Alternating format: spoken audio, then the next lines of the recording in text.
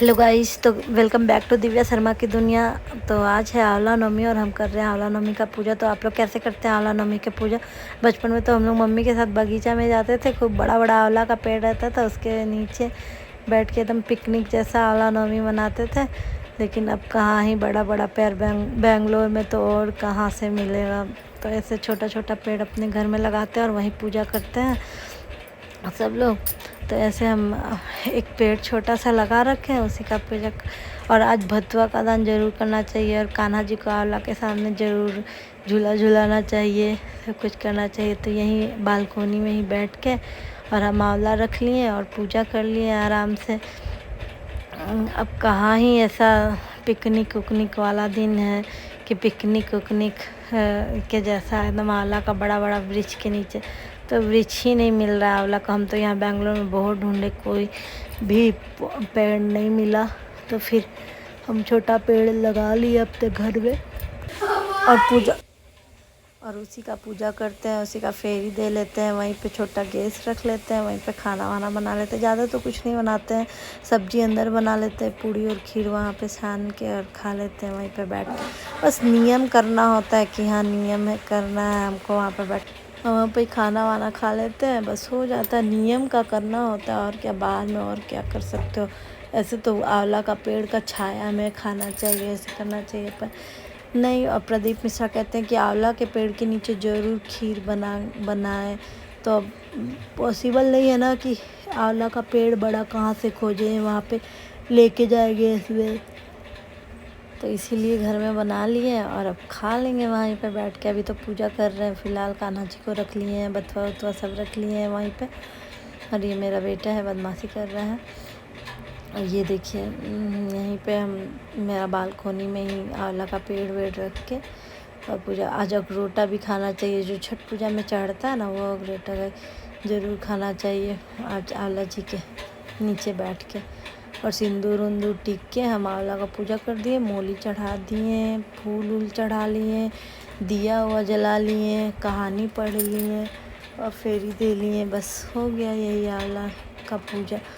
और खीर वीर बना के वहाँ पे भोग वोग लगा के और खाना वाना खा लिया। आज हम लोग के घर के सामने वाली आंटी भी हम लोग को खाने पे बुलाई है। वो आंवला पूरा कार्तिक वार्तिक का स्नान करती है ना, तो वो पूरा खिलाती हैं सबको, अगल बगल सबको।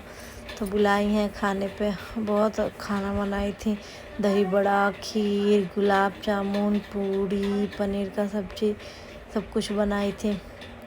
तो मैं बहुत रिक्वेस्ट की, तो मेरे एक कहने पे जब वो छठ पूजा में इतना मेरा मदद करने आया, अगरोटा वगरोटा सब बना दी, पूरा सुबह शाम तक मेरे साथ रही। तो फिर हम नहीं जाते तो उनको अच्छा नहीं ना लगता। तो फिर हम बोले, कभी जाते तो नहीं थे, हालांकि वो पंडित ही समझ के बुलाई थी खाने के लिए, क्योंकि मेरे हस्बैंड सबको बुलाई थी। तो फिर भी लेकिन हम गए कि चलो ठीक है, एक आवाज़ में मेरा सारा काम कर देती। तो जाना चाहिए, कोई बात नहीं। दोनों हाथ से ताली बजता है, एक हाथ से नहीं बजता है। अगर वो कुछ की हैं तो अगर हम नहीं उनके बुलाने पे गए तो उनको बुरा लगेगा कि देखो हमको बुलाती है तो हम चले आते हैं और उनको बुलाया तो नहीं है। इसीलिए आंवला नवमी में वो सबको खिलाती हैं। नहीं जाते तो टिफ़िन पैक करके ला देती। तो इसीलिए हम बोले चलिए सब लोग चलते हैं, बच्चे लोग सब लोग। तो हम लोग गए और यहाँ बहुत हवा चल रहा था गाइस। मेरा तो दिया भी एकदम बढ़ जा रहा था। फिर एक बार पकड़ लिया तो सब जल गया, थोड़ा थोड़ा कपूर डाल दिए सब में, तो फिर सब जल गया।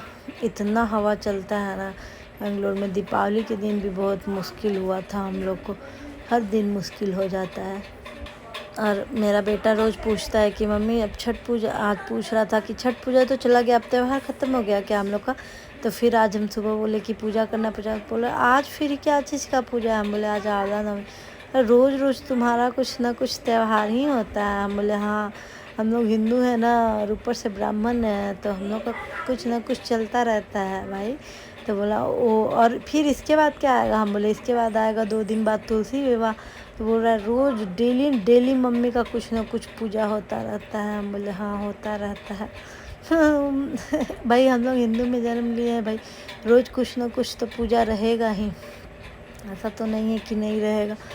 और हम लोग का पूजा ही रहता है तभी हम लोग को अच्छा भी लगता है। वरना अभी देव उठनी एकादशी के बाद पूजा खत्म हो जाए। वैसे तो पूर्णिमा, अमावस्या, गणेश चतुर्थी हर महीने में पड़ता है, लेकिन फिर कोई त्यौहार अब सीधा सरस्वती पूजा आएगा, फिर मकर संक्रांति, फिर होली उली, रामनवमी तो ये सब आएगा। लेकिन अभी बीच में एकदम दिसंबर पूरा स्टॉप हो जाएगा। जनवरी, दिसंबर जनवरी कुछ नहीं है हम लोग का त्यौहार। तो कैसा अच्छा नहीं लगता है पर कोई त्यौहार नहीं है।